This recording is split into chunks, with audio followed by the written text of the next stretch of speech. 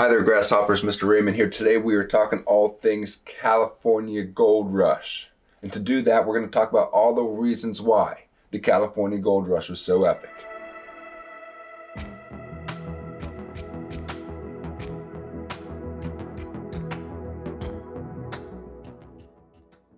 California in the 1840s.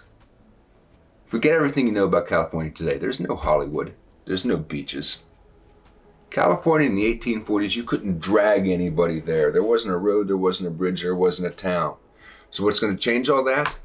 It's going to change in 1848 when that man right there, James Marshall, reaches down in the American River and pulls out a golden nugget while he's working as a carpenter at John Sutter's mill. Now this gold rush that he sparks in 1848, it wasn't the largest gold rush in American history, nor, as you can see, did the United States ever find the most amount of gold. We followed China, Australia, and Russia for the most amount of gold. So if this wasn't America's largest gold rush, and if this wasn't the biggest gold find in world history, then why is it so epic? Ladies and gentlemen, here are the top 10 reasons why the California Gold Rush was so epic.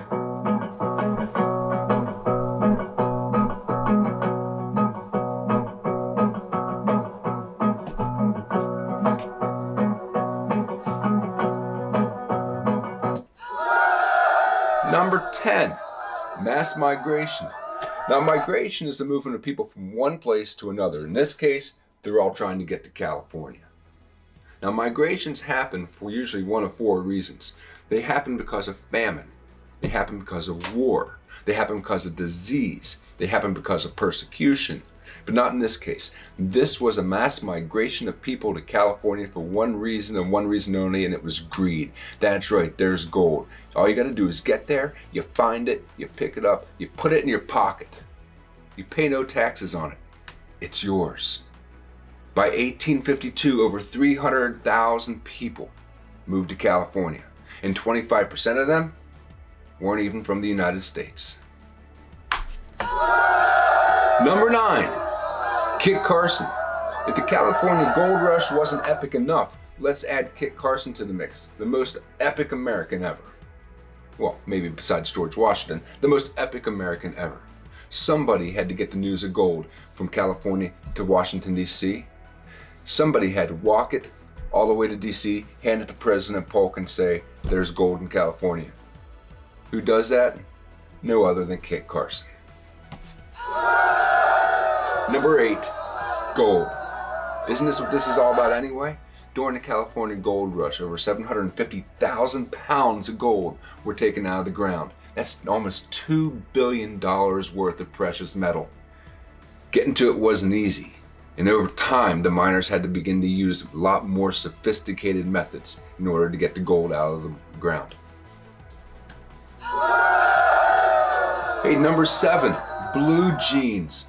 We can thank Levi Strauss for helping inspire casual Fridays all over the country with his invention of sturdy pants held together with rivets. What was created for men in the mines to wear has now become an American icon. Levi's jeans.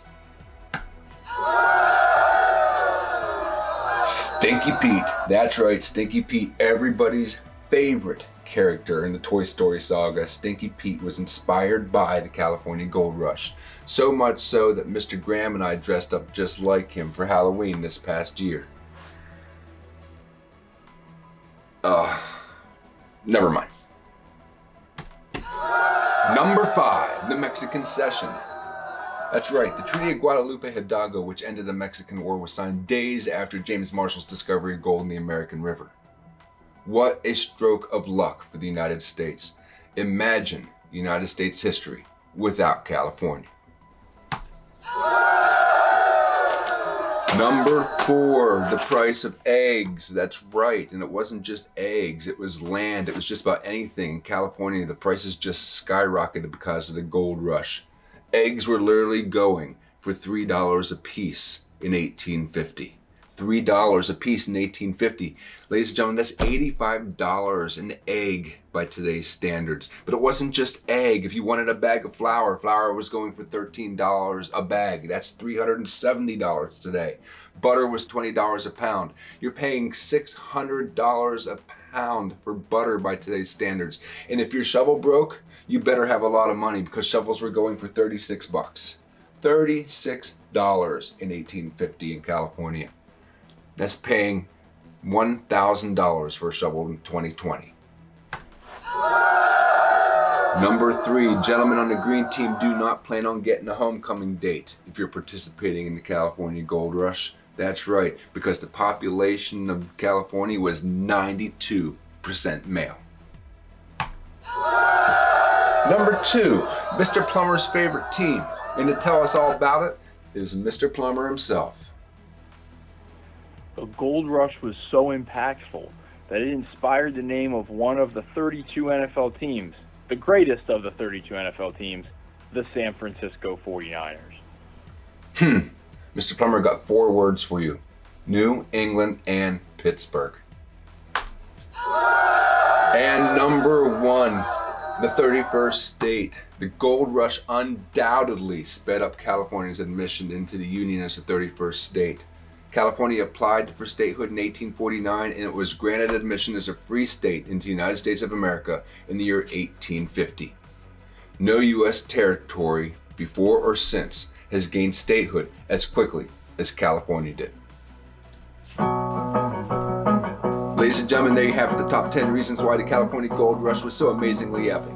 But before you go, here are some more nuggets of knowledge that we have to dig up for you. There were some reasons, of course, why this gold rush wasn't so epic. There was the destruction of California's landscape. Normally when people move to a place, they move there to make it better, to put down roots, to build a farm, to build a house, to build communities, but not in California. The gold rush inspired people to come to California, dig up the gold, and move on for a better life somewhere else. And in the wake, they destroyed the landscape, which had devastating environmental effects that still last in some places to this very day.